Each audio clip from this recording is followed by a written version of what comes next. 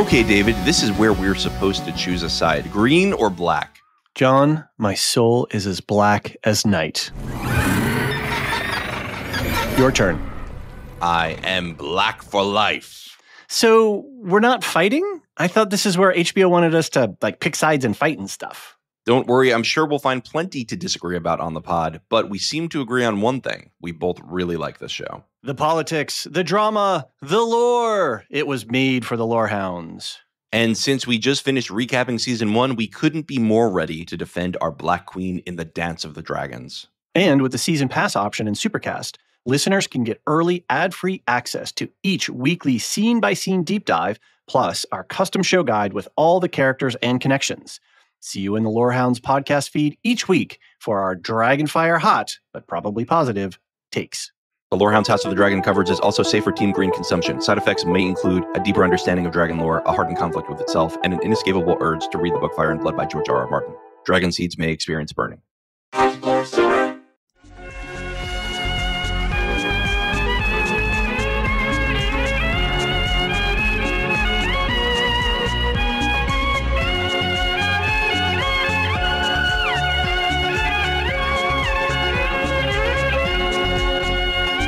Welcome to the Star Wars Canon Timeline Podcast. I'm your host, Elysia, and today I have two special guests. Hi, Hjalti and Marcin.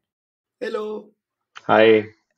We're going to be looking at our first batch of Star Wars Visions episodes today. The theme this time is Sith Legends of the Old Republic. And for the record, this is recorded on July 14th, 2024. And this is a flashback episode. This is the second flashback episode that I'm recording. I'm going to do it a little bit differently this time. I'm going to be releasing it at first at the current moment on the timeline, and then after a week or so, backdating it to where it fits in, which is in the Old Republic, of course. But since this is a flashback episode, this is actually set before the first episodes where you guys, Hjalti and Marcin, have appeared before. So just a quick reintroduction. These are some of my longtime offline friends. Hjalti's a professional animator, and Marcin is a gamer drawn to the power of the dark side in Star Wars. So these are the ideal people to talk through this podcast's first batch of Star Wars Visions episodes. And the spoiler policy, by the way, guys, is that we can acknowledge characters that exist, but we can't spoil their arcs later in the... So we can say Anakin Skywalker is a character that exists, but we can't say what happens to him. Wow. Interesting. Okay. Not until we get there in the timeline. So, Star Wars Visions, you guys, I think, Hjalti, you've seen it before, and Marcin, this was your first time watching any of these? Yes, first time for me. Yeah, I have. There's a couple of episodes that I still haven't seen, but I've seen all the ones that you pointed towards, and I was kind of going over them kind of from season 1. And I must say the selection that you gave us is very good. Really top-notch. I mean, the Old Republic is some of the most ripe for storytelling. Star Wars Visions, it's an anthology series, and this is a chronological podcast, timeline podcast. So we're going to be talking about the episodes in this series in a completely random order based on how they would roughly date on the timeline. So this is going to be a best guess situation for Visions in most cases. Sometimes it's really explicit in the episodes. A lot of the time, well, these are definitely not canon stories. Definitely legends. The creators were given complete creative freedom to tell a story within Star Wars. So they just said basically use Star Wars themes, any of your favorite things, and tell a story specific to your culture. So they're from all over the world. These episodes, so you guys asked, Hjalti, I think you asked before you're like, refresh my memory again, like what is what exactly is the Republic?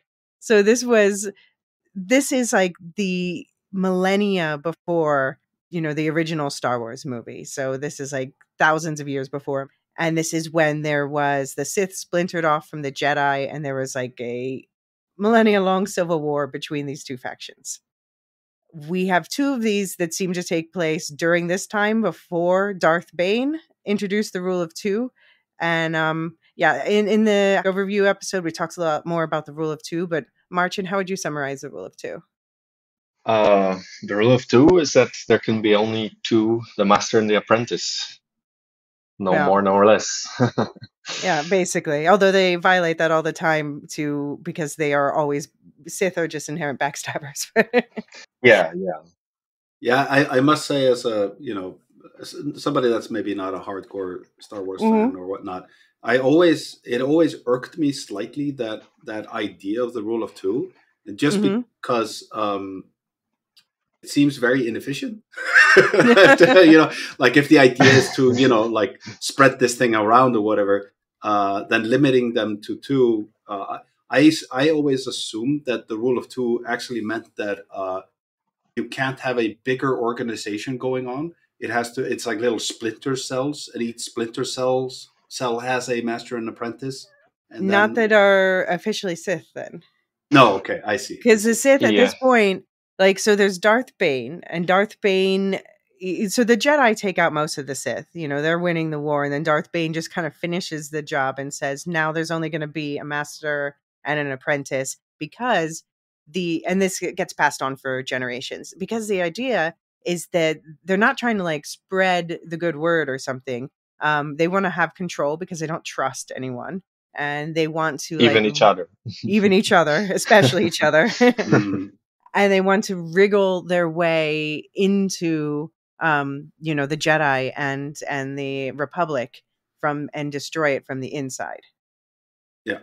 So they say like you can't trust more than just like one other person, and even that, someday they're literally going to stab you. Yeah. That definitely feels like it fits well with what I always saw as a bit of that contrast between the Jedi and the Sith, perhaps on the surface level, which is that the Jedi are more cooperative. They are, like that lighter side is more cooperative and lends itself more to, kind of that teamwork situation. Right. And on the other side is more that selfishness, which then would mean that the Sith, there's something more primal. There's like primal selfishness that is being kind of curtailed in order to get you to the dark side. But that also means that there doesn't feel like there's some kind of a higher calling that they're wanting to follow. It's just more selfishness that is bringing them there, if that makes sense. Well, yeah, it's a power, just accumulating power in one person, basically. Right. Power of the Force, and power and political power, military power, all the power you can think about. And when you see, so spoilers for the 3 episodes we're going to talk about today, which are, by the way, all 3 from season 2. We're going to talk about, in this order, episode 5, Journey to the Darkhead, episode 1, Sith, and episode 2, Screecher's Reach. But yeah, we see, especially in Screecher's Reach, how when you seduce someone to the dark side, you don't just, sometimes it's about power, but often it's about like just escaping your planet, like we see in Screecher's Reach, or in other cases it's about you've lost someone and you want them back, or just it is a selfish drive. But I guess the reason I also am kind of highlighting that slightly, it's always been kind of my gut feel of the differences between the two factions, is that in these episodes I feel like they maybe slightly undermined it, or they bent the rules slightly, and I wanted to then kind of touch upon that. Yeah, well, we're definitely going to talk about that as we go, but of course, keep in mind that these are not canon stories. These are just more riffing on Star Wars, but they do, especially what we're talking about, this is something that they are playing with a lot, that they're questioning or confirming or confronting in different ways. So yeah, and like all legends, the elements of these stories could be brought into canon. Hasn't happened yet, but could very well happen. So I sent you guys also a link to the name of this television series was inspired by an art book that George Lucas put together in 2010. I don't know if you guys got a chance to look at it, but it's called Star Wars Art Visions, and it's he just got like visual artists from all different types of styles to create art of Star Wars, and it's just I recommend looking it up. There's some really cool stuff in there. Yeah, it definitely feels like it's in that vein. Yeah. Yeah. Yeah, so for the TV show, each story is made by a different studio. They're all unconnected to each other, the stories, but all inspired, like I said, by Star Wars themes and storytelling. They're given max creative freedom. Marcin, you responded, you're like, this is reminding me of the Animatrix. And I think, Yeah. Hjalti, you brought up Love, Death, and Robots. Yeah. Yeah. It definitely has that vibe. It's fantastic. Yeah. Especially second season. It's more varied in terms of visual styles. Yeah. There's much more creativity there, and in that regard, it reminds me of Animatrix quite a lot. Yeah. I will say, just to touch upon Animatrix, like Matrix in and of itself, that film, it stands on its own feet completely, and it has like a satisfying ending and whatnot. Like I never ever felt like it needed an actual sequel, but then when the Animatrix came out, it felt like a way more interesting way of diving into that world.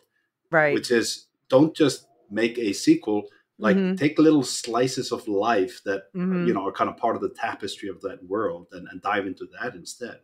Yeah. I have to say that's why I've been really into the Star Wars short stories recently. Yeah. Yeah, for exactly that reason. But yeah, so for this, the first season was all Japanese studios, and they were like, this is an ode to anime, basically, an acknowledgement that George Lucas was wildly inspired by Kurosawa, the filmmaker, in making Star Wars in the first place. And then in the second season, the ones we're going to be talking about today, they went more international. So there's at least one from almost every continent, and each story is crafted as a reflection of the national culture of that studio. So that's, yeah, I agree. The first season was cool. Second season's better. And the third season is rumored to maybe release this year in 2024. No confirmation yet, but if you're listening to this later, it's possible that there'll be an update episode right after this one in the timeline. And yeah, each of the 2 seasons so far have 9 episodes, and each episode's about 15 minutes long, so super easy to watch them all. And a lot of high-profile studios involved. We're going to talk about them as we talk about the different pieces. Just for the record, the first volume was released on September 22nd, 2021, and the second was released May 4th. May the 4th be with you, 2023. And yeah, both have been really well received. And I do recommend also, when you look at it in Disney Plus at the show, on the extras tab, you'll find a series of like behind the scenes videos called Filmmaker Focus. And those, offer great insights and also like cool, like they even show the landscape of the different countries and what was inspired by, and interviews with all the filmmakers. So I really recommend that. Those are all like 5 to 10 minutes each. Very cool. I got to check that out. Yeah. So today we're going to be talking about 3 from the first 2 seasons, or season 2 specifically.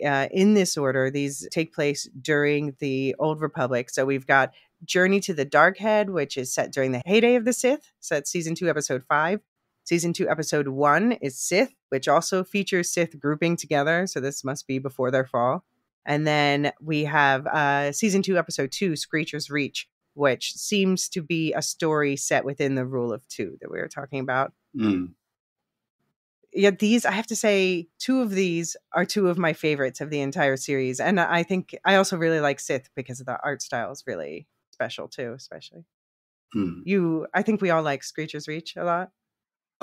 It's amazing. It's Cartoon Saloon. As soon as I saw that at kind of the title card that presented by Cartoon Saloon, I knew that I was going to see high quality. Yeah, they're a great studio. Yeah, they are. And also in, I think, 4 weeks after this, there'll be an episode releasing with us talking about season 1, episode 7, The Elder, and season 2, episode 9, Owl's Songs, if you want to watch those in advance. But those are set in the High Republic part of the timeline. So they're dealing with the fallout of the Sith rule generations later. Okay, should we jump into the first one? Journey to the Dark Head, season 2, episode 5. 20 minutes long, from Studio Mir in South Korea, who's worked on, really impressive portfolio of especially things that I specifically like. like The Legend of Korra, My Adventures with Superman, The Boondocks, X-Men 97. Do you guys watch any of those? Boondocks? I have only seen, like, I think I saw the pilot and then I got that too busy wasn't with them. other stuff. I think they did like season 4, yeah. Okay. Yeah, for me, Legend of Korra. Yeah. Yeah, Legend I of guess Korra is the most popular. Yeah. But X-Men 97, is that actually a cartoon made in 97 or No. Oh, you haven't watched it yet? Oh, I think you'll love it. It's came out this year, but it's picking up where the X-Men animated series left off, but it's but you don't have to have watched the animated series. Like a lot of people started with X-Men 97, then said, well, now I want to go back and watch the original. But it's really good. It's really good. It's a lot of people's like top show of the year because really high, fast paced, a lot of like really comic booky adaptation. Like they just really took stories from the comic book and it's wild. Cool. Yeah. So Journey to the Dark Head is the writer is Chung Se-rung, and she fell in love with episode 1 as a teenager. She said a quote that spoke to her, which to me tells me a bit about her character. She says, "Live like an X-wing pilot. Even when they are breaking apart and no one remembers them, they keep going and fight for good." So yeah, how would you describe an X-wing, Marcin? X-wing? Like you mean the fighter? yeah. I mean, I guess it's self-explanatory, but yeah, I mean it's a starship fighter with 4 wings that are set like an X.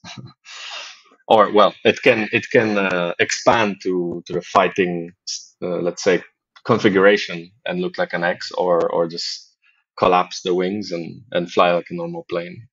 Yeah. I mean, it's just one of the most iconic fighters, I would say, in the entire series. Well, yeah. I mean, obviously, that's always the rebellion. It's right, right. A postcard of rebellion. Yeah. Yeah. This is a bit anachronistic, but legends. They're allowed to put together anything that they want. But anyway, it was directed by Hyung-gun Park, and the composer, I'm going to mention the composer for all these because they really made it a collaboration and they end up winning some awards for the music in the show. So the composers are Jang Young-gyu and Lee Byung-hoon. And did you guys watch English or Korean? In English. Whoa. I didn't realize. Okay, yeah, it was in English, but just because that was the default setting, I guess. Right. Yeah. Because I guess I didn't realize that there was a setting for the original. Okay, I have to delete a couple of my notes. Like I consistently have the note where it's like, I don't know why, but the lip sync is like way off. Yeah. Makes sense. Yeah, now I get it. Okay. No, normally I try to watch in the original. I always watch anime in original, but this time I chose dubbing. Sorry, I should have mentioned in advance. Yeah, I much prefer usually just to have it in the original language. It just flows better, and I don't know. There's something about it. There's more charm to it. I don't mind the voice acting. The voice acting is definitely. Yeah, I mean, it brings a lot, and it can be sometimes lost, I think. Yeah, when it's dubbed, especially because of this like sort of. I mean, it's Korean. It's not anime, but this high energy, which apparently they toned down, they said, in order to make it more Star Wars. But it just seems more natural when they're saying Korean words instead of English. Yeah. Well, one thing also, I mean, I like 2 consistent notes that have come up for me, at least when I'm watching Visions in general, is that the lip sync is off. But I'm not sure if that's intentional, and now I maybe understand a little bit better that why that might be. Right.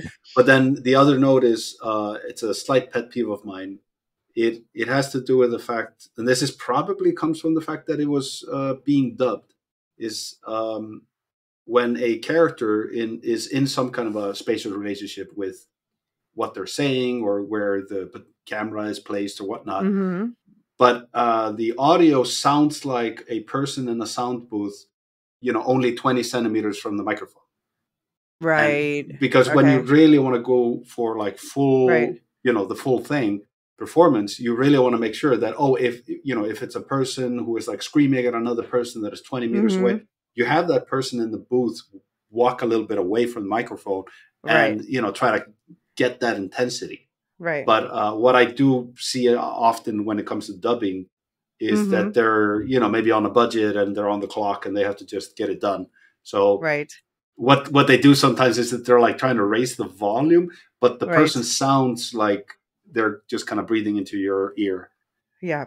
Yeah. So I'm going to be better about saying in advance what language I recommend people listen in if they want to avoid these things. And so for the next batch, the two that we're talking about in the High Republic, I know you guys have already watched them. It's too late. But for listeners at home, I recommend watching The Elder with Japanese audio on. And the rest that we're talking about in these two are English. Even the Spanish one we're talking about, the lip sync goes with the English, and they had their Spanish actors do both English and Spanish. Yeah, I mean, for me, somehow Star Wars universe, it just English fits somehow. It's okay. I can, It's basic. I mean, for anyone who doesn't remember, I said that in the intro episode. Basic is what they call what we hear as English. So that's like the common language that they speak.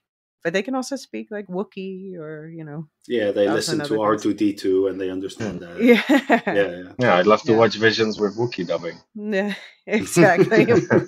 As long as there's subtitles. Or maybe Klingon, I don't know, for a little crossover.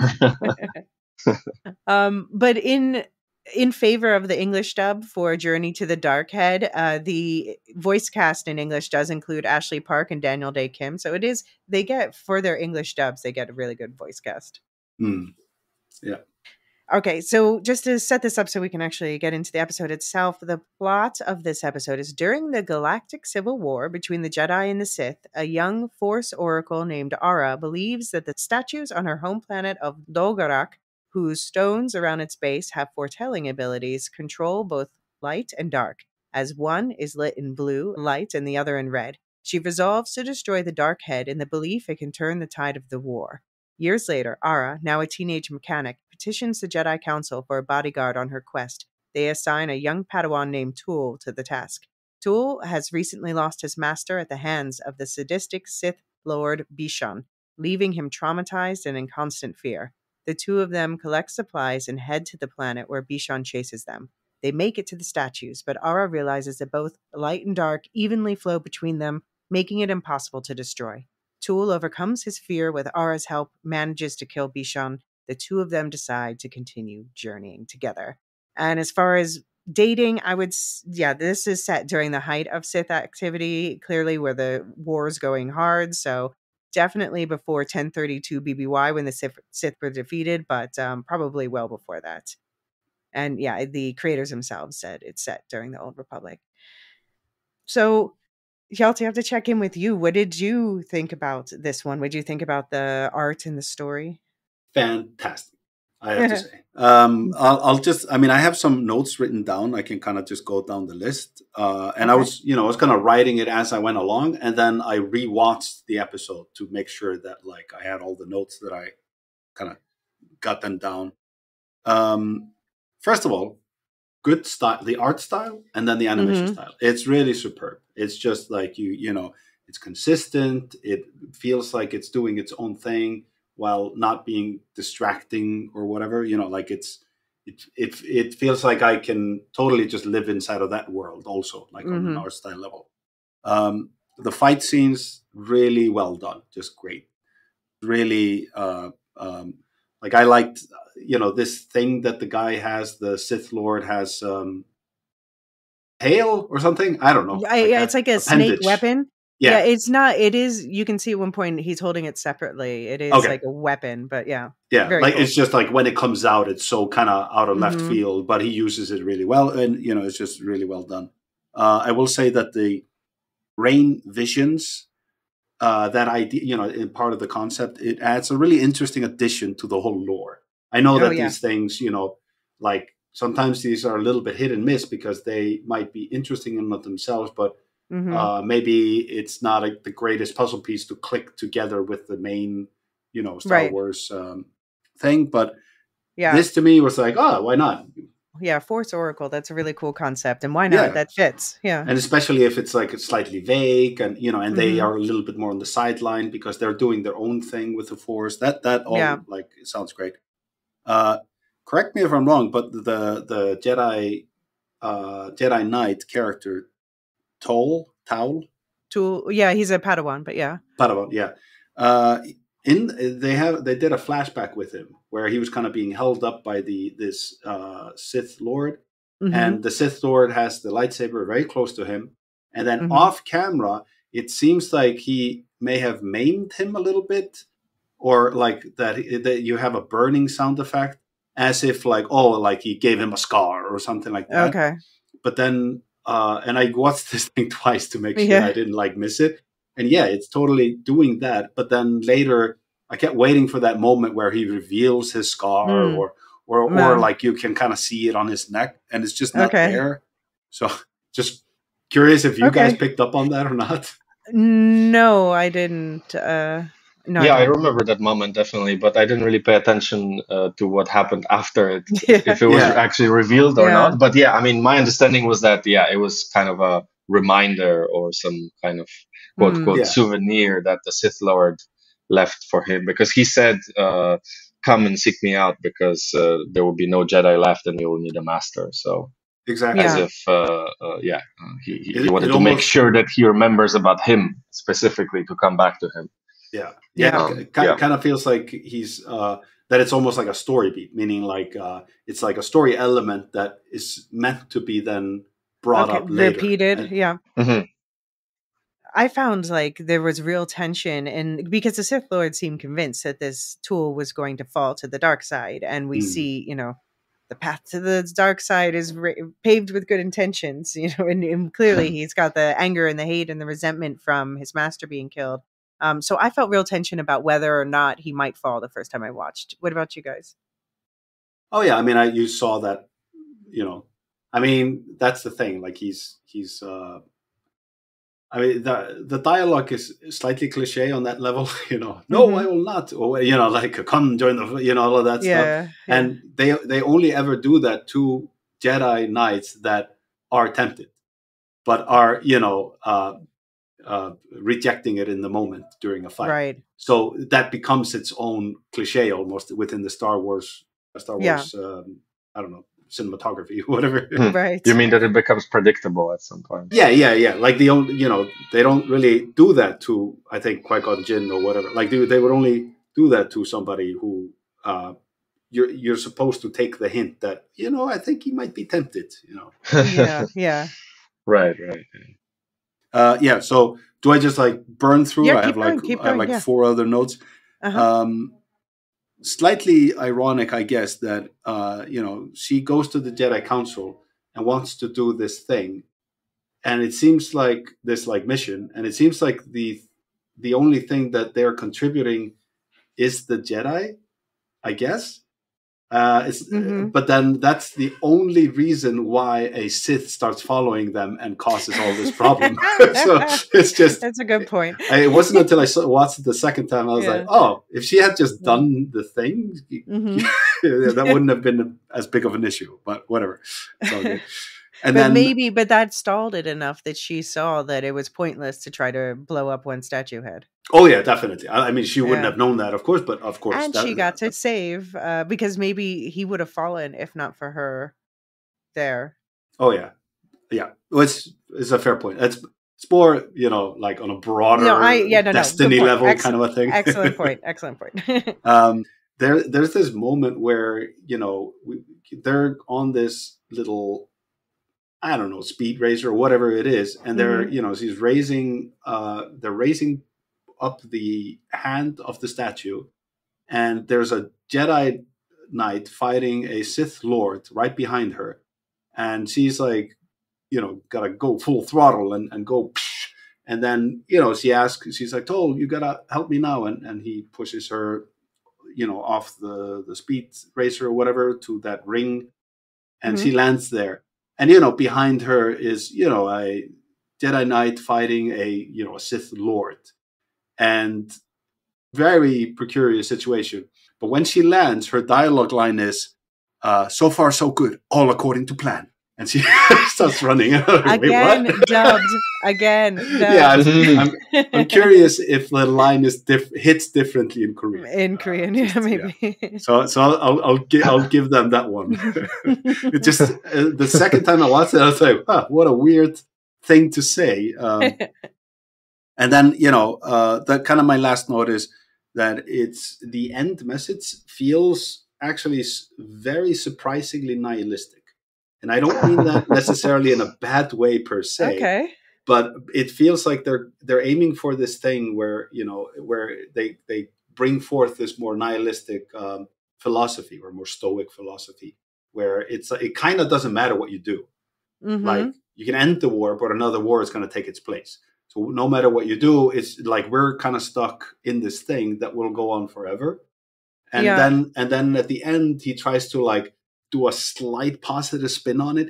But maybe with the next wave we can change something. And I'm like, well, you just like, I don't know. Okay, so I'm gonna quote that part real quick. So yes, please. So the exact lines are, she says, "This is a waste of time. You were right. No matter what we do, it won't end. There's no way to stop this war. And even if we did, it doesn't matter. Another would just arise." And Tool responds, "Nothing is fixed. Light and dark will always coexist. And if nothing is set in stone, that means there will always be hope.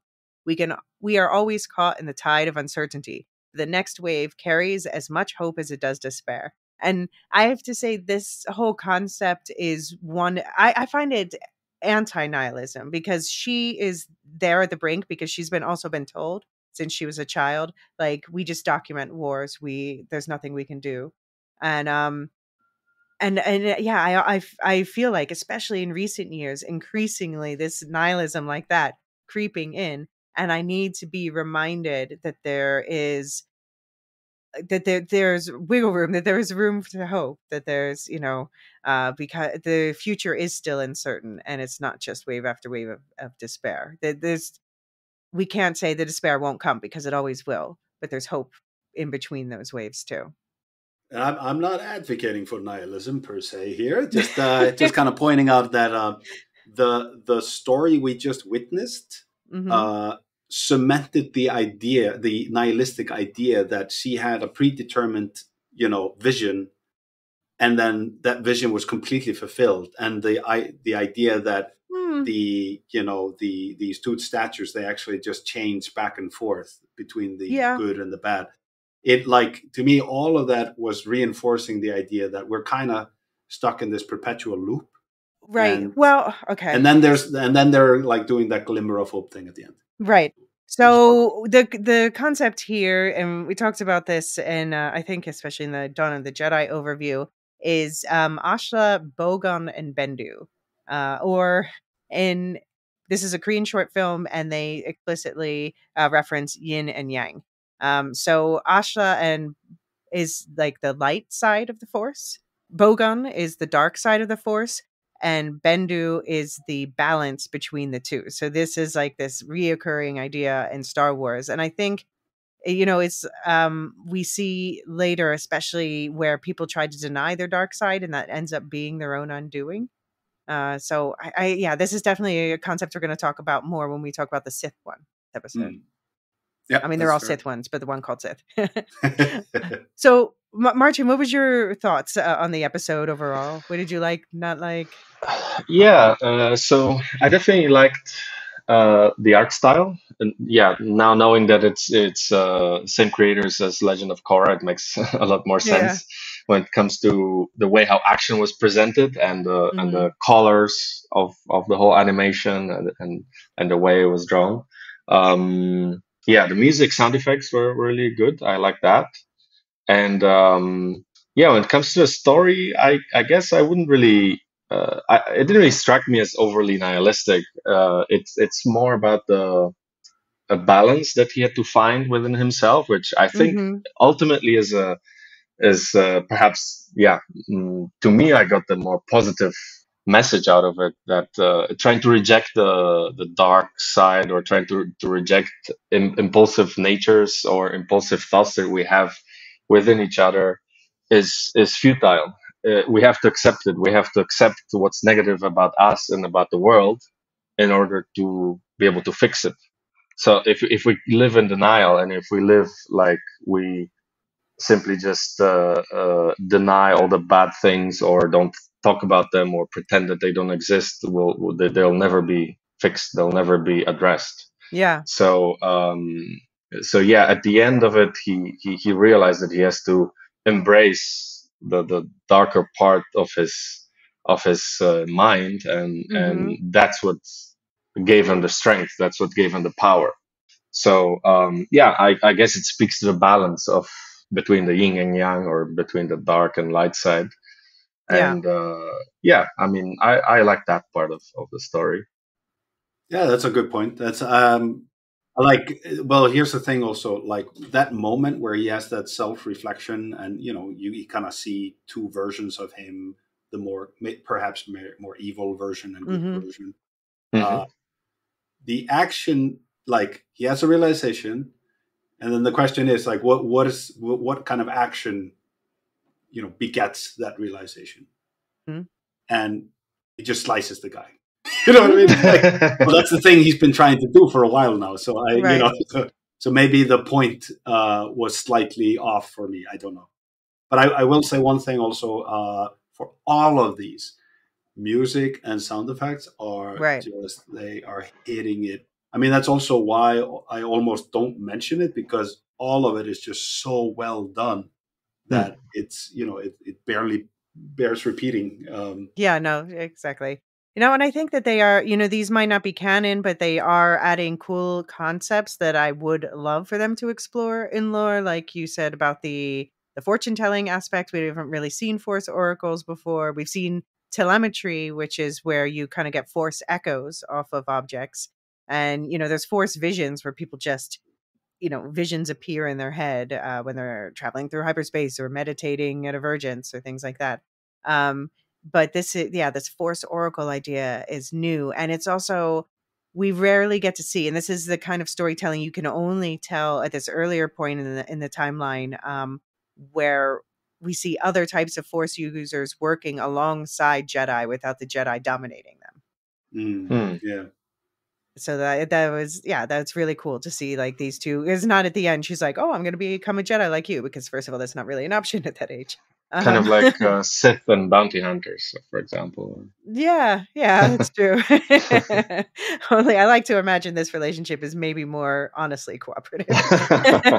Also, now that you mention it, it does seem like, when I just think back, it does seem like this planet where these oracles exist, and it seems like its own faction that is kind of beyond the Jedi and the Sith, but it also kind of seems like the Jedi are not really aware of them, because when she goes to the council, she has to explain that I'm from this very remote place, and in that place there are these two statues, and when it rains, so it seems like they are, it's not that they have never teamed up with the Jedi just like are completely aren't aware of them. It is in one of the other episodes we're going to talk about in the next one, Our Song, the creators did say, or the executive producers who worked with the local creators said that one of the concepts of this series is they are thinking about, like, what about these far-flung planets that the Jedi don't even know about, or maybe in Screecher's Reach, we're going to talk about today, they don't know about the Jedi there, which makes them more susceptible to different types of Force users. So yeah, especially at this point in the timeline, if we're setting this in the Old Republic, so much of the galaxy is unknown. And yeah, like almost all Visions episodes, the locations and characters are all new. I'll definitely shout it out if that's ever not the case. But yeah, I would love for them to use some of these as new tools in the Star Wars sandbox. One thing, they do have some Easter eggs in all these. One good Easter egg in here is when they go to that merchant on their way, the creature is a Swokes. And if you don't remember what that looks like, I encourage clicking on the link I put in the notes. they're humanoid, but otherwise they look like deranged, featherless murder chickens of nightmares. And they're known for their ability to regrow body parts. So these are a canon creature. I mean, I guess I felt one of the things I liked about this is I felt the frustration of Ara dealing with the teacher. And, when he's telling her, the war basically wars will continue to ebb and flow for eternity. Like he's the nihilist in this. And I think the story arc is her kind of getting away from that nihilism. But what did you think about when she goes to see a Jedi Council? I'm not going to say it's the High Council, but it's a Jedi Council somewhere. The Jedi says to her, then what you're saying is that by breaking the mirror, we may stand a chance to alter what the mirror reflects. The idea is not outrageous. And of course, the rest are like, what are you talking about? Well, that's the thing about this universe where with like Force users and all of that stuff. There's like so many things that are these ambiguous things. So when a Jedi, I guess, master says something that just sounds absurd, inside of that world, I'm like, yeah, I guess that does make sense. I don't know. Yeah, sure. Well, this guy's on the council. What do I say? That's the one where breaking the mirror, we can alter what the mirror reflects. I'm still trying to wrap my head around that one. If any listeners have thoughts, then I definitely want to hear them. Do you guys have any last thoughts on this episode before we move on? Not really. Just I think overall it's fantastic. This is the kind of stuff where I kind of wish it was part of the canon. Exactly. This is one of the closer to canon ones, I think. Exactly. It explores something that doesn't negate canon. Other stuff. Yeah. Mm-hmm. Yeah. Well, for me, talking about animation and mirrors, it reminds me of the quote from Ghost in the Shell. It's actually a passage from the Bible. For now, we see only a reflection as in a mirror. Then we shall see face to face. What we see now is like a dim image in a mirror. Then we shall see face to face. That was you, wasn't it?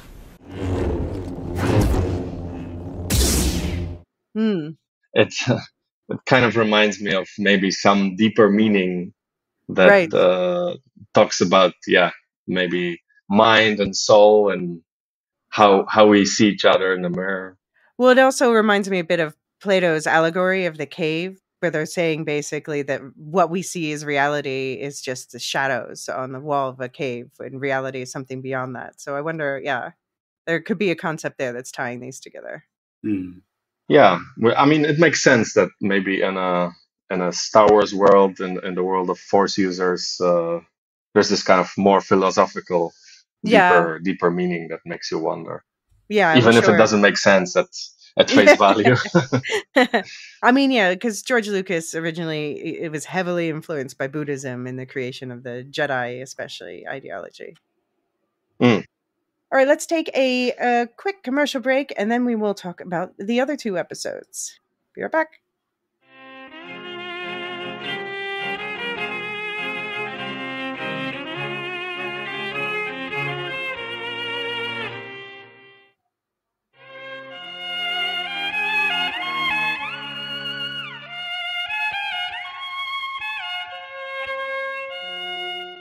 Okay, so playing the chronological game, the next episode would be Season 2, Episode 1, Sith.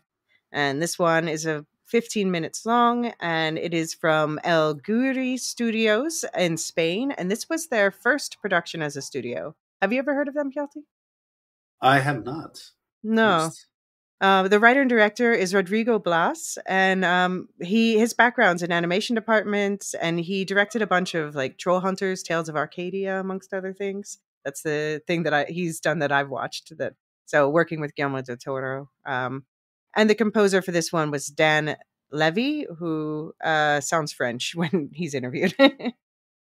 So just to run through the plot real quick. Lola, a former Sith apprentice, lives in solitude on a desolate asteroid, a destroyed moon, with her droid, E2, where she is trying to channel the Force into painting her base. However, despite her efforts, the paint keeps forming dark smudges that don't go away. While investigating a droid that crashed on the planet, she is suddenly visited by her former Sith master, who chases her down to her base with 2 droids and forces her to fight him. Inside, he insists that she is to become the new Sith master by killing him. Lola comes to the realization that she needs to accept both light and dark halves and promptly kills the Sith master with her double-edged lightsaber, producing 1 yellow and 1 red blade. With him telling her, "You are the Sith master now," before crumbling to dust. Now in control of her own destiny, calling herself simply the Master, Lola finishes the painting and leaves the planet with E2. So we do see in this multiple Sith together who come after her. So this must be actually before the Rule of 2. So set before 1032 BBY. But we see a double lightsaber, which was invented by Ezra Kun, who lived around 4000 BBY. So it must be somewhere in between there. So Marcin, I'll start with you this time. What did you think of this one? You said this was one of your favorites. Yeah, I mean, definitely one of my favorites due to art style. It was very unique, very surprising. Talking about Animatrix, I think I wouldn't even compare it to any other Animatrix episode. So I'm not really sure that I've seen this kind of style of animation before. So I like that a lot, especially the way how it was flowing and changing and transforming depending on what was happening.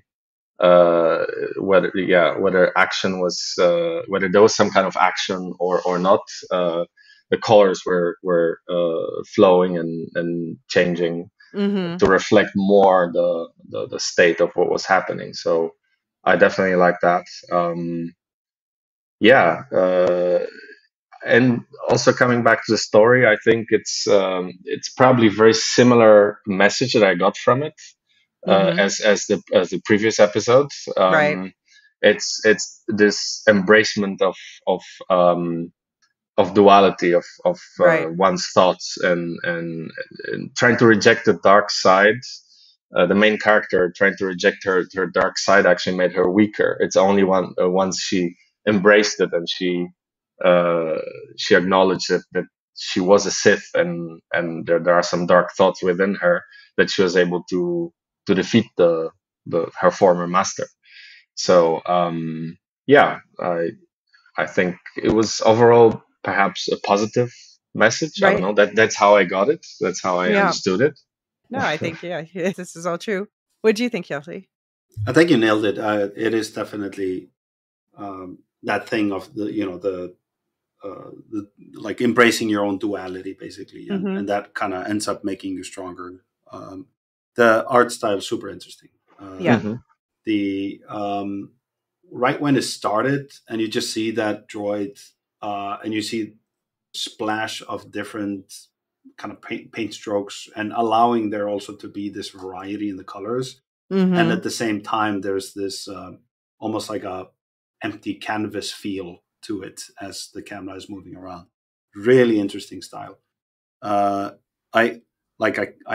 kind of wish they had animated on 2s, to be honest. Okay, and they did it on 1s? They did it on 1s, yeah. Okay, and to explain for people who don't know what that means? So if you're watching a video, which is, I would assume something like this is 24 frames per second. It's the equivalent of on 1s animating on one single, like every single frame has a new drawing. But then on 2s, it's every other frame has a drawing. And it's kind of the equivalent of watching something 12 frames per second versus 24. Right. So it looks less smooth. It looks a little jerkier. Yeah. Exactly. Oh, but kind of like the previous one that we talked about, that one is on 2s. And I think the reason why is be a slightly more forgiving with this very unique art style. But the camera would still be on 1s, so it's this interesting hybrid that you can come up with. But it's kind of a personal thing. As I saw it, I kept feeling like it could complement it slightly better. Right. Interesting also regarding the style is that it seems like they went for a particular painterly style everywhere, but then I'm guessing they probably had some meetings about the skin, because the skin got a different treatment. I don't know if you guys noticed that. It was way more toned down. Realistic, and, yeah. Like, I would say full-on realistic, but definitely not as splotchy, painterly. Yeah. And maybe that was just because as they were doing some experiments, maybe it just felt like it disconnected you too much from the character if you went full on with that style. I'm not sure, but it's like I would be interested to be a fly on the wall as they had that conversation. One thing they did say in the behind the scenes thing is that they, everything that she's creating within her studio is like basically created by the Force. So she's kind of bringing her studio to life inside with the Force, and then outside is this desolate, destroyed moon asteroid thing. So that would also explain she's more real than everything around her. It's also the other characters. The Sith, like when you see like more skin, right? Then it gets a bit of a right. different But treatment. all the characters are more real. And also, would you say, what about the droid? I would say is the other really. I love the droid design. By the way, that's a totally unique design. Yeah, with the little legs, and it turns into a ball. It's great. It's and the treatment they did on that is fantastic. Like with the coloring. I noticed with this one again that the lip sync felt off and the voice was way too close to the microphone. And I wonder if this was also dubbed. Well, this one was it was so this is a Spanish studio, but actually they had the same artists do both the English and the Spanish. But if you watch the lip syncing matches up with the English. Okay. It's, I mean, let's just say I have worked with Spanish animators, and like in Spanish, V is treated the same as B. So there's some quirkiness, and I think especially when you work with a lot of international people, like I have, I've noticed how each language adds its own flavor, but it has its own pitfalls also. So interesting. Another thing is. So when she goes to her, I'm just going to say motorcycle. I don't know what you to call that thing. Well, here I can tell you, it's the TSMEU 6 personal wheel bike, and this is actually a Revenge of the Sith reference. So this is anachronistic, but again, Legends, they can do whatever they want. But this is based on the bike that General Grievous uses in Revenge of the Sith. Which is itself based on these Hailfire droids, which are like these rolling droids like that that have. Yeah, it's interesting. They use a lot of wheel shapes because they have that wheel shape. They have the moon asteroid thing is sort of an empty wheel shape. So yeah. Anyway, and I may be misremembering, but at one point one of the moons is kind of covering another planet, and it kind of looks like a Death Star. She said there's an approaching eclipse. Yeah, okay. But like, at least in one frame, it like felt slightly reminiscent of the kind of shape of the Death Star. Well, it's also, okay, that's fair. But also, like, so Marcin and I talked about this game, Star Wars Eclipse. And Marcin, you've been watching, are you caught up on the Acolyte? Well, at least you've watched through episode 3.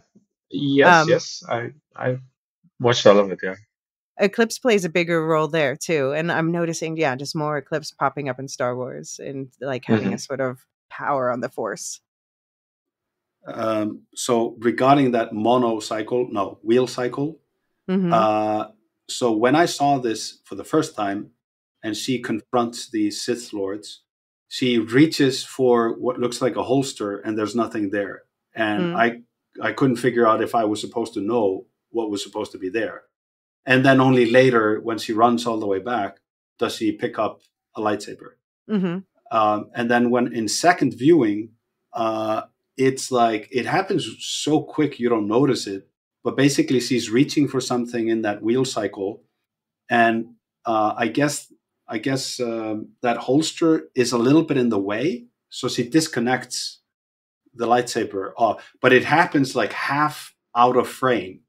And so when I caught it the second time, I was like, okay. Like maybe it could have been done a slightly more in screen or something, because then you really feel like, there's a thing missing. And then later when that beat happens, oh, wow. Like she forgot to grab that thing again.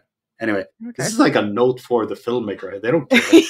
Sorry, this is like the filmmaking brain of mine going like, "Hey, here's feedback." Nobody cares about that. Okay, on a more on narrative level, that Sith master is weirdly obsessed about sacrificing himself for the cause, and so much so that I felt like a Sith would be more selfish and would be more just thinking about themselves. But this guy is like willing to sacrifice anything just to recruit this person back into the Sith. Well, the way I read it is that, so there are numerous stories of like, basically the Sith can't leave open ends, you know? So if she was his apprentice, yep, I can say that word. If she was his apprentice and she left, then, you know, the Sith way would be to hunt the former apprentice down and kill them before they can come back and kill you. So that's what I assumed was going on here. And then, if your apprentice does kill you, then indeed they become the master. Yeah. Okay. Interesting. Funny aside about that, though, is I just thinking about the fact this is a Spanish one. So both Jedi and Sith call their masters master, which is interesting. It shows that they used to be one order. But I also think it's interesting that I was, when I listened to it in Spanish, the word is maestro, but it's also teacher is maestro. And also you can be an artist, maestro. So I just found that very interesting linguistically. Yeah. Anyway. Oh, that fits, you know, even with the kind of art style that they're going for and the fact that she's doing a painting and whatnot. Yeah. Force painting is, you know, we talked about force oracles. Force painting is another cool new idea. Yeah, it left me slightly confused, to be honest. Yeah, okay, but it looked cool. I mean, that's, you know, and that's definitely a worthwhile thing to make. One thing I wanted to ask you guys is the Sith Lord or Master, he turns to dust at the end. And this is one of those things that even in the canon, it's a bit inconsistent and, you know, partially derives from Obi-Wan Kenobi just turning into a bunch of ropes all of a sudden. Is this a thing for the Sith also? Right. Well, Marcin, I guess you can talk. Like we talked about it in the Knights of the Old Republic episode about, for instance, like Darth Sion, who's just held together by hate and pain. Yeah, true. It's pure energy.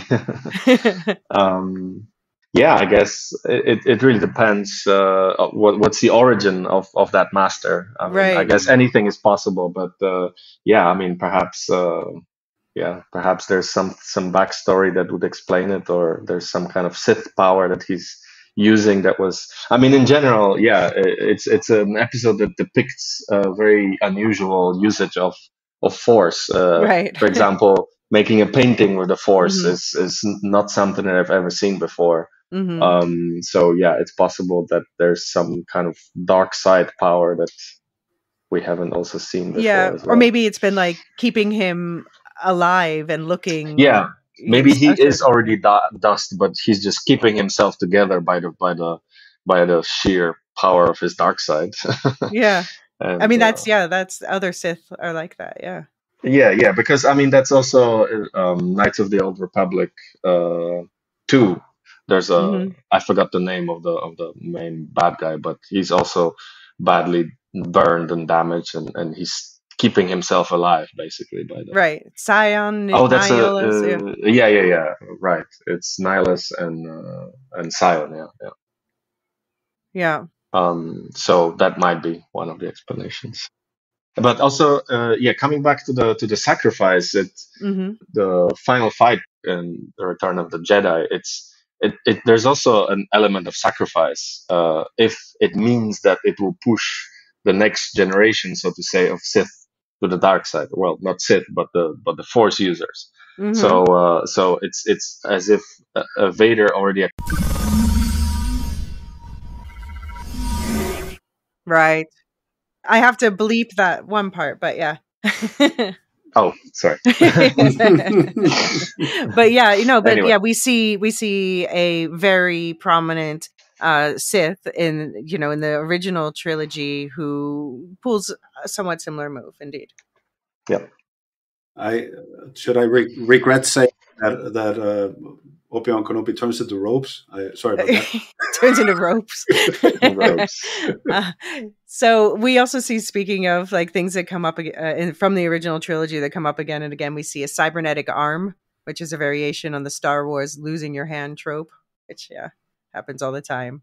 But it was cool also how they added this lightsaber was super cool. So we've never seen a lightsaber before, but I guess why couldn't it happen? It would have to have 2 kyber crystals. So kyber crystals are what power the lightsabers again. So you would have one that's like, in its natural state, and in this case, it creates a yellow blade, which is popular in the High Republic and earlier. And also, you have one kyber crystal that's been bled, so that it creates a red Sith blade. Why not have it creates together the Spanish flag, of course, which I get it. I get it, guys. I see what you did there. But it's just such a cool concept. Why not have both in the same thing? I really like that. That's my favorite part of this story.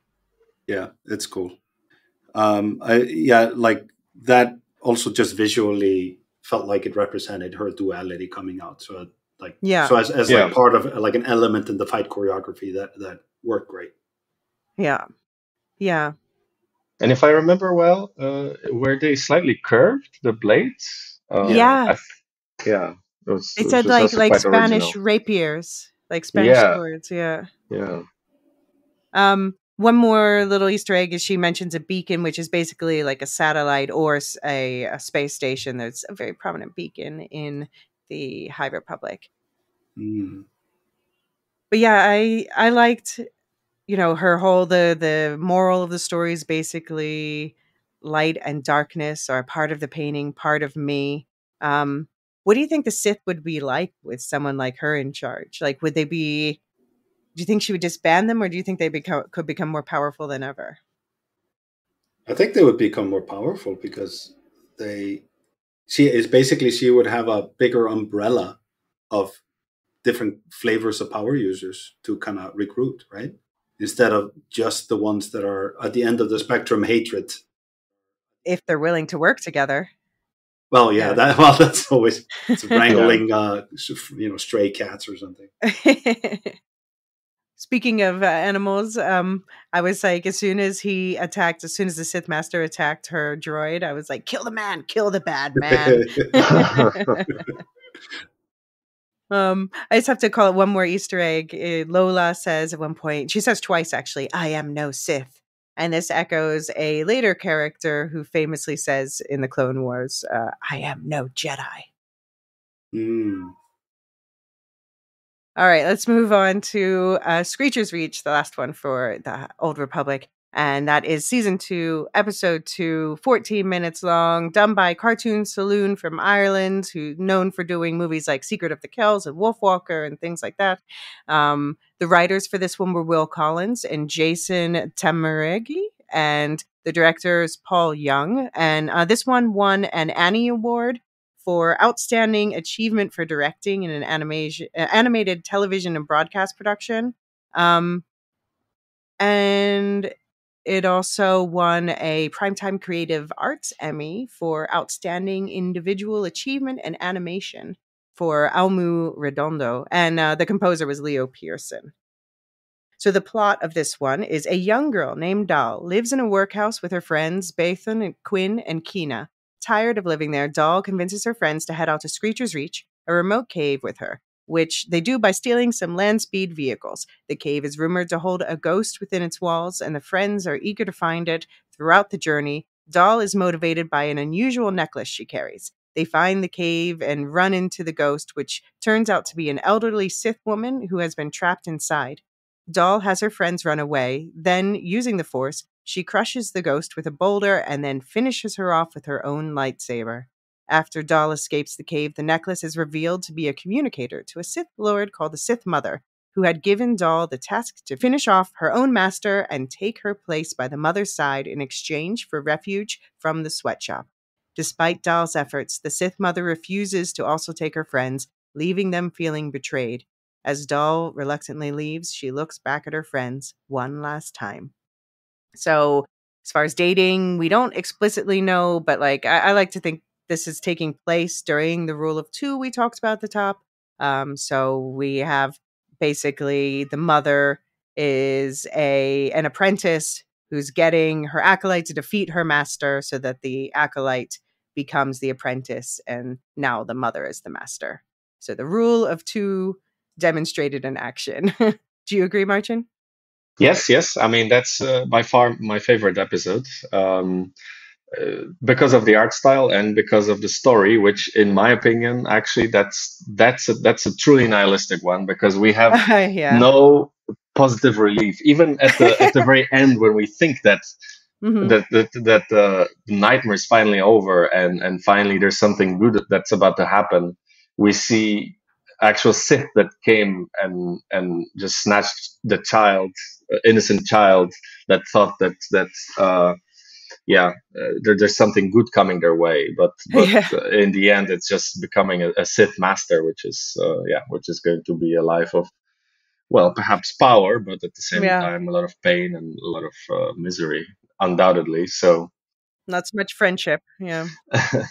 So and at the same time, leaving their her friends, and So I would say it's very nihilistic in that regard, but at the same time, perhaps I like the contrast of this innocent adventure Goonies style that turns real dark, and then at the moment when we think that everything is over and finally something good is coming their way, it just gets crushed again. So then it's really dark. Then it gets really dark. I think it's most of the episode, it feels like a horror, which is again very unique style compared to all the other episodes that we've seen. I would say probably other episodes are more fine for kids to watch, but this one I had my doubts. it was getting real dark at some points, and while I think it was cool, it was definitely very mature in a way, and perhaps wouldn't be really understandable for someone who doesn't grasp this kind of more philosophical morality questions. Were you guys surprised by the ending? I was. Like I said, I thought that I mean, I always, during those short stories, I always try to anticipate and expect some kind of turn to the dark, some kind of twist at the very least. So I thought maybe it's going to happen here, but at the same time, I wouldn't have expected exactly what's going to happen. So I thought that was very cool. Yeah. What do you think, Hjalti? I agree with everything. I mean, my notes are just so good. Yeah. Great style of storytelling. Gorgeous. It's just like a long list of, it's so cool. It's so cool. So, I mean, I knew that definitely she's going to go in there and there's going to be this, Sith creature there. Like, definitely. And she's definitely I think she's gonna defeat her. Like, that's just because it felt like it's leading up to that, whether it's by accident or whatever it is, But then the amulet being kind of a communicator to a Sith Lord that is actually kind of coming to pick her up as an apprentice.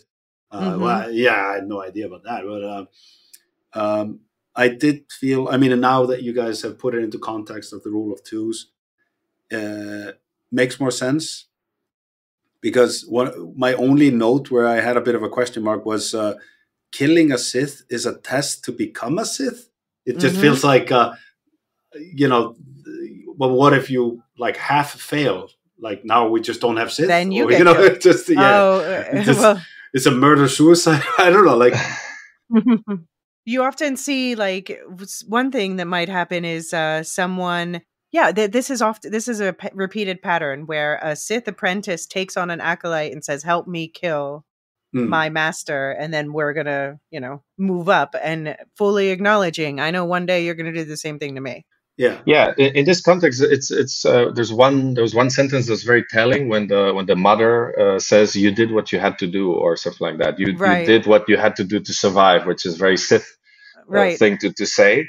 And at the same time, the original Sith master that was crazy, she was already crushed by the boulder. She was disarmed. So that's killing someone like that is the path to the dark side. Right, that's very Sith behavior.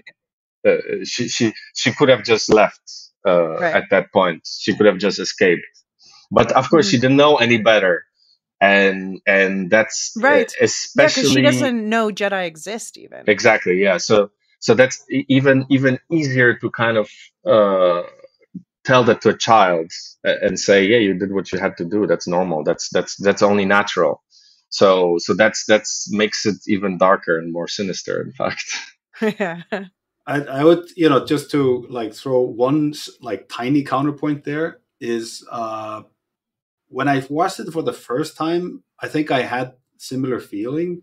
When I watched it for the second time, it became very clear to me that they had shown that she was very much capable of throwing a lightsaber in a deadly manner. And what she was actively doing was that she was, using the Force to get that lightsaber back into her hand. Yeah. And so, the main protagonist is holding on to that lightsaber and being slowly pulled towards and not sure what to do in the moment. So they eventually just turn on the lightsaber to in a panic. Kill her. Yeah. So yeah. So I do think that it was less of a, this is a creature that has already been defeated. You didn't really need to kill her. They set it up, so it was a situation where it was maybe not quite ambiguous. Yeah, but that's also a very Sith thing to do, to prey on such situation. Yeah, right. To make it so ambiguous, to say you just had to do it. There was no other way. Yeah, and she told her in advance the test would be in her mind, and then she's like, "Well, yeah, the true test is always in your mind. It doesn't mean that there's not someone trying to kill you in your face." Yeah, the old switcheroo. Yeah. Did you guys notice? Did you recognize the voice playing the Sith Mother? Oh no! No, it was Angelica Houston. Oh really? Oh yeah. Okay, that's a good choice. And the design for both her and her ship was a deadly flower, which I think, Well, that was one thing, by the way. I love the creativity of these spaceship designs because it's a space opera fantasy. Like, it doesn't have to abide by any sci-fi logic or science logic. So you can be flowery and have like an interesting way where it unpacks itself and opens and closes. Yeah, and it did it in such an elegant way that it was beautiful. Yeah, and they were tricksy with us because that amulet it almost looked like a Jedi symbol, which in this era is kind of like a figure, an abstract figure of a bird spreading its wings. It almost looks similar to that in golden. And then the amulet says, "Follow your path with strength and courage," and you're like, "Oh, this is a good thing." Sith deception. But she went through all this, and they set it up. Like, when I went back, and watched again, the first time I was blown away about the story, but even going back and watching repeat watches, I'm even more blown away because you see, like at the beginning, she says, "I'm getting out of here." And you think she means the factory, but she actually means the planet. And she didn't want her friends to come on this, but, they kind of muscle their way on. And I can imagine from her perspective, she's like, I'm going to leave you guys. Let's have one last fun adventure. And they do. The speeder race was awesome. And they have the ghost stories. And then there's that telling conversation with her friend Bathan where she says, what if you didn't have to go back to the workhouse, the farms, all of this? If you could just keep going, would you? And Bathan says, "There are always worse lives, doll," which is foreshadowing. Says, "There are better lives." But then he says, "Doll, you've always wanted something more. And if you ever get the chance to find out what that is, take it. Don't look back." No.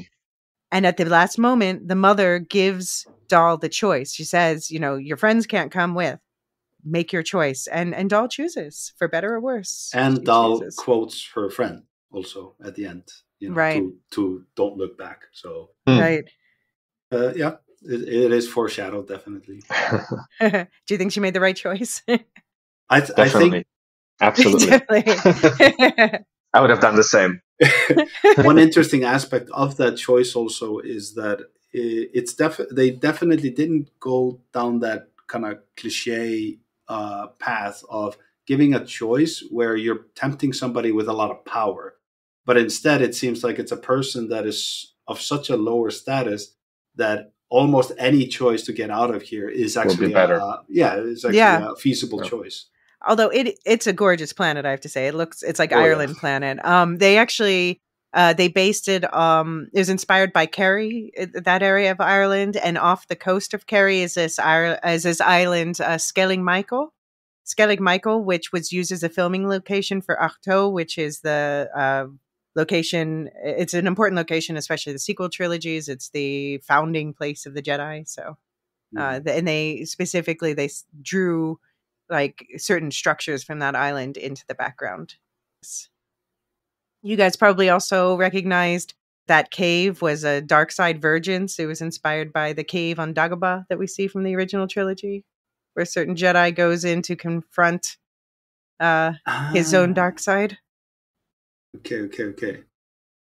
So there's references. Yeah. And also there's the speeders, which you see turning up all the time, which is basically like Vespas, like hover Vespas, basically. They don't seem to update those much. But we also got some steampunk walkers. And I haven't mentioned before on this podcast, but the image on the cover of the podcast, it's an AT-AT. AT-AT. I say AT-AT. I don't know what you guys say. AT-AT, yeah. Okay. But it's that now that you say it, I don't know. Yeah. I mean, other ways is fine, but it's a type of walker. They're just basically like tanks on legs, and I just love them because they look like animals, even though they have some impracticalities. And I love the way that they used Irish folklore. Like, for instance, the Sith lady is definitely a banshee, which is a female spirit who screams and wails to herald a death. And at first I was thinking like she's heralding her own death. But then I thought like actually she's heralding the death of Dal, because Dal is going to die to be reborn as Darth, whatever her Sith name is. When we have those moments of that Sith in the cave screaming and turning on the lightsaber and whatnot, kind of like what Marcin says. I was watching that thing when I saw it for the first time. I watched it on my TV, and my 1-year-old was like kind of walking around and watching it also. That was the only short film where I was like, oh, okay, like there's some like scary imagery going on. Yeah. I don't know, but it's beautiful. It's so well done. Yeah, very cool. Do you guys have any final thoughts on these 3 episodes overall? Or the Sith in the Old Republic? That they are, they overall top quality, really. And they add their own little twists to the lore. In some cases, it maybe might raise some questions about, how things click together with the original lore. And in other cases, it feels just complementary and maybe opens up some doors to something interesting. Yeah. Okay. Yeah. Well, I like the variety of the second season. Definitely, it was definitely much more varied in terms of art styles than the first one, and all of those episodes here are very different from each other, which I always find very cool. Yeah. I'm looking forward to the 3rd season. I expect that they'll continue with the, let's make it really varied from all over the world. Yeah. Okay, well, I look forward to talking about the other 2 High Republic episodes with you guys. But for the listeners, we'll let you go now. If you're listening at the time of publishing, then the next up in this feed is going to be the Acolyte finale.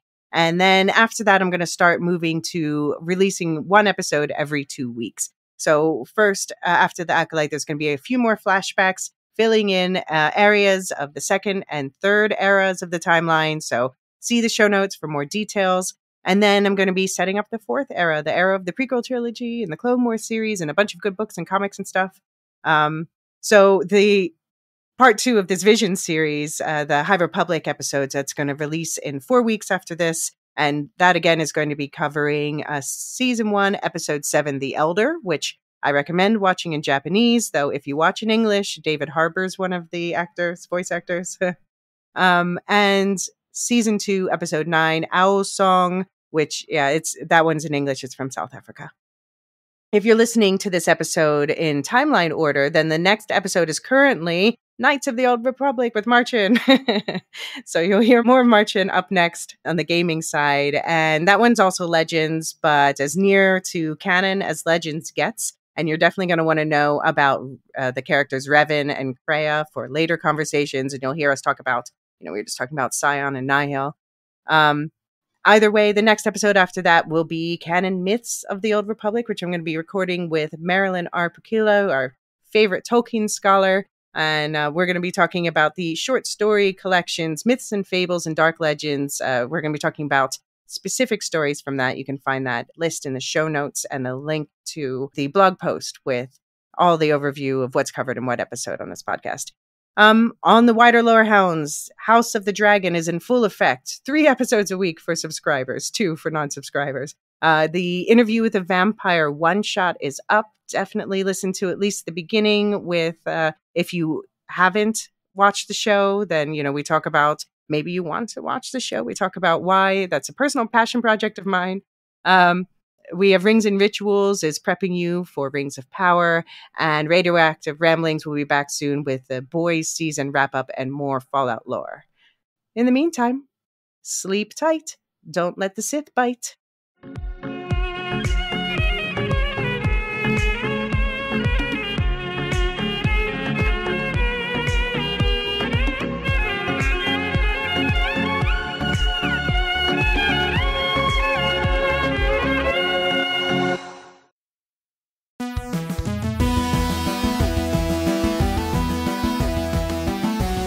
Okay, David, this is where we're supposed to choose a side, green or black. John, my soul is as black as night. Your turn. I am black for life. So we're not fighting? I thought this is where HBO wanted us to pick sides and fight and stuff. Don't worry, I'm sure we'll find plenty to disagree about on the pod, but we seem to agree on one thing. We both really like this show. The politics, the drama, the lore. It was made for the Lore Hounds. And since we just finished recapping Season 1, we couldn't be more ready to defend our Black Queen in the Dance of the Dragons. And with the Season Pass option in Supercast, listeners can get early ad-free access to each weekly scene-by-scene deep dive, plus our custom show guide with all the characters and connections. See you in the Lore Hounds podcast feed each week for our Dragonfire hot, but probably positive, takes. The Lore Hounds House of the Dragon coverage is also safe for Team Green consumption. Side effects may include a deeper understanding of dragon lore, a hardened conflict with itself, and an inescapable urge to read the book Fire and Blood by George R.R. Martin. Dragon seeds may experience burning.